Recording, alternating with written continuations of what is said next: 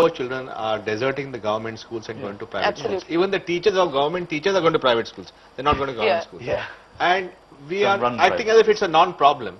And you know, we have 14 regulations and all. I think we should get out of this hypocrisy. I think instead of calling it a problem, I mean, everywhere I go, people talk about the problem. It's a sign of government failure. Why don't we celebrate? I think India could be at the lead for this entrepreneurial education solutions to help the poor. It's already at the lead there just by freeing out some of the regulations. You can really revolutionize education for the poor. I feel we can't get away from the government's role. The government is vast, it has the infrastructure, and it has the money. reach, and why can't we look at the way in which teachers are trained, the basic requirements, and address that? I think we are getting away from that. I don't think we can get the reach by just talking of private schools. And hold government accountable for the money they spend on primary education and their social obligations to make people literate. The pressure is building, Nandan, isn't it? No, but I think the thing is, what's going to happen is, the pressure comes when the people go to the schools. When people can go to private schools, anybody who can afford it will get out of the system. Absolutely. And then the only people left in the public school system are those who have no money and no authority. And they will never improve. Now, you should be able to create an urban common school system where private schools actually take over management, or private institutions take over management, and that can run.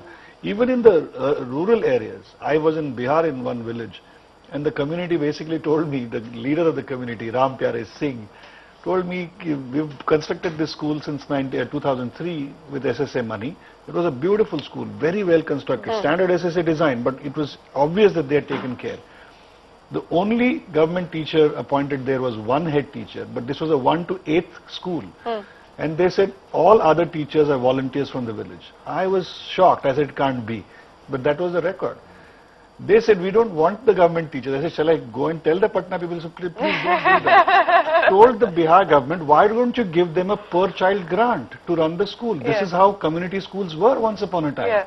So if you have some form of per capita grant coming to schools, we did this in England. We tried this in England for a while, and we're still doing it. It works. The schools then become aware if children are leaving, and the schools suffer as a result. It's a small step, but it's a refusal, I think, public to acknowledge the problem in government education. That's part of the problem.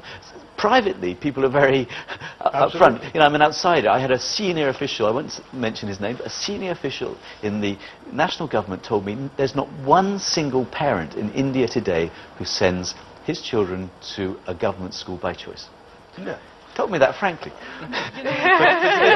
That is true. Given the choice, parents would send the children to a better school. Yeah, absolutely. But the definition of a better school, and I have some disagreement with your whatever findings or projections. We find when we looked at the results on the private and the government school, if you control for certain factors, in some states the private schools are better.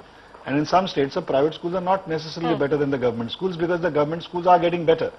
Let us not say that the government school teachers cannot perform. Because then you are saying that this whole human capital investment that we've done for so many years, and we'll continue to do, you're not going to throw all these teachers out of jobs. It's not possible. How to make them productive is an important question before us. And I think it's also got to do with local self-government. You see, I think the best way to make these schools more effective is if the school administration is under the leadership of the panchayat, because they know what they want and they will make sure they teach accountable. Because of the fact that our villages and cities have got dysfunctional, all the teachers are part of the school state bureaucracy, and they don't care two hoots whether the village panchayat looks at them or not, and they can disappear for months and nobody's bothered.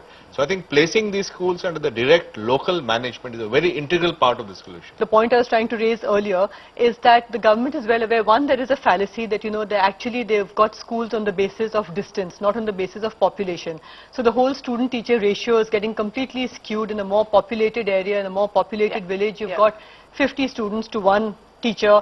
In lesser populated areas, the ratio comes down. Secondly, teachers, and we did a campaign through the Hindustan Times, and we found in many, many villages, teachers are actually subcontracting their jobs to the so-called sahayaks or the para-teachers who are actually getting 2,000 rupees or 3,000 rupees. So typically a teacher gets somewhere between 8 to 10,000 rupees. You take that salary, you subcontract it, and you're out doing other things. And this is happening right under the nose of the local authorities, but they don't care. So getting back to what Nandan said, that if the panchayats have greater say, you won't have this sort of a situation. To move away from subcontraction, I'm going to get everybody to give us their final comments in terms of what to your mind are the big ideas really to solve the problem in our classrooms. Madhav, I'm going to start with you. I think government funded locally managed school is what my final solution is. Locally managed is a choice of what, but it should be one school. Okay. It can be one school because otherwise one school as in multiple competing schools. Yeah. Competition is good in markets and stuff, but the social division worries me.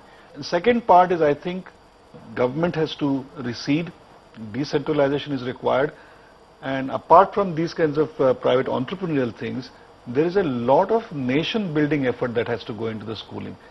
To me, the obvious thing is to go with the grain of parental choice, to say they prefer these private schools. Let's see if we can allow these schools to improve, deregulate them so that they can improve, maybe bring in some scholarship scheme to allow the poorest of the poor to attend these schools, and encourage entrepreneurs, investors and others into this space, because once you've got one or two investors bringing higher quality education into this space, competition will see that it spreads. And Shobna?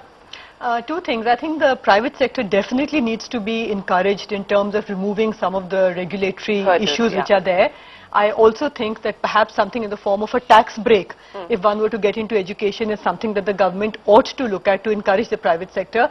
And therefore, they've got the enrollments, they've got the numbers, they have to look at infrastructure now, and they have to look at the quality of teaching, minimum requirements for teachers, infrastructure. Nandan? I think leave ideology at the door, give the private schools full freedom, improve the public schools and get every child educated as soon as possible. Well, freedom and autonomy, we leave you with those ideas to think about. We'll join you again next week. My many thanks to all of you for joining us here on this special discussion. Catch Imagining India with Nandan Nilekani next week. Till then, from all of us here, goodbye and thanks very much for watching.